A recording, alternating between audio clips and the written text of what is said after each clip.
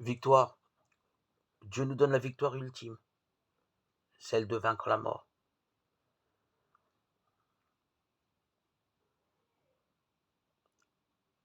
En s'adressant au Père sous la forme d'une prière, Jésus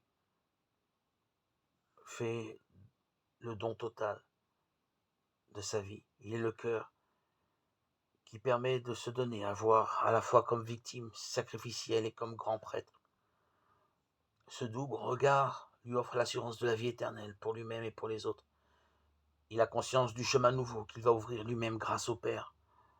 Lorsqu'il dit la vie éternelle, c'est qu'il te connaisse, toi, le seul vrai Dieu, et celui que tu as envoyé, Jésus-Christ.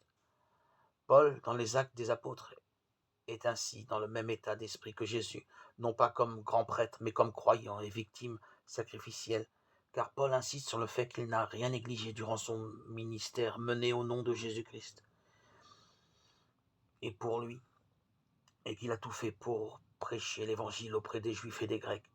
Lorsqu'il dit « Je suis pur du sang de tous, car je n'ai rien négligé pour vous », annoncer tout le dessein de Dieu, maintenant que tous les signes indiquent à Paul qu'il va terminer sa vie comme prisonnier et martyr. Il donne ses dernières volontés avec l'assurance de celui qui n'a pas à rougir de son engagement et de sa course, qui le ramenait jusqu'au bout, tel un bon coureur d'endurance auquel il s'est si souvent comparé dans ses lettres.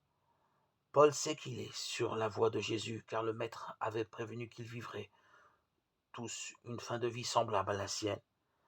Mais il sait aussi que c'est une étape dans sa vie qui le portera, la vie éternelle. Le psalmiste d'ailleurs certifie bien avec joie que le Dieu qui est le nôtre est le Dieu des victoires, et les portes de la mort sont à Dieu, le Seigneur. Si Dieu est Dieu et si tout appartient à Dieu, alors même la mort lui appartient. Et nous, comme croyants à la suite de Paul et de Jésus, nous pouvons légitimement nous écrire « Glorifie ton Fils » comme dans l'Évangile, car nous sommes aussi, comme Jésus, les enfants de Dieu. Rendons-nous compte que nous avons un chemin qui nous est ouvert, celui de la résurrection, de la victoire sur notre finitude, sans que nous ayons nécessairement à connaître le martyr comme Paul. Il nous suffit de vivre jusqu'au bout un état de fidélité à Jésus-Christ, à le reconnaître comme Fils de Dieu. Quelle reconnaissance nous pouvons avoir pour celui qui a ouvert le chemin vers la vie éternelle, notre gloire et la gloire de Dieu. Nous ne sommes plus comme la paille que le vent dissipe ou l'herbe desséchée, comme le disent si régulièrement les psaumes sur la condition humaine. Désormais nous avons la gloire, c'est-à-dire kavod en hébreu, c'est-à-dire que nous avons du poids, et c'est en cela une victoire des plus extraordinaires qui nous fait danser. Ils ne sont plus fétus de paille ou herbes volant au gré du vent. Nous ancrons dans la foi au cœur de Dieu.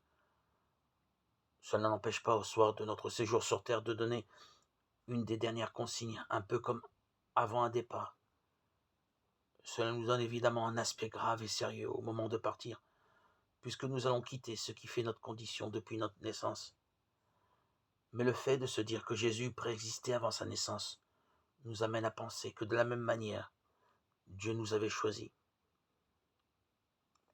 et bien choisis avant notre naissance, et qu'il avait voulu que nous soyons ce que nous sommes aujourd'hui, et qu'il n'attend qu'une chose, c'est de pouvoir nous serrer enfin dans ses bras à notre arrivée auprès de lui.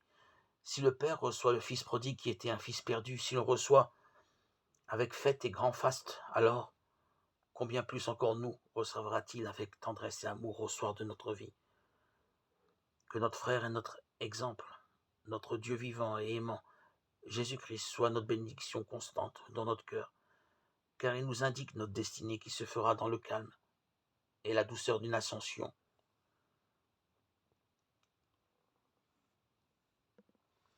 Cet ascenseur tant recherché et que nous trouvons en Jésus.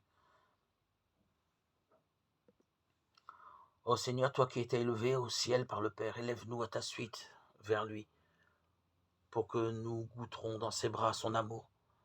Nous te rendons grâce pour cette voie que tu as ouverte pour nous pécheurs, une voie de paix, d'amour et de joie, vers les bras de notre Père retrouvé qui nous saisissent et nous embrasse, émus de nous retrouver après tant d'années, Pour cela, tu es notre Seigneur et Maître Jésus-Christ, l'alpha et l'oméga de l'univers, devant qui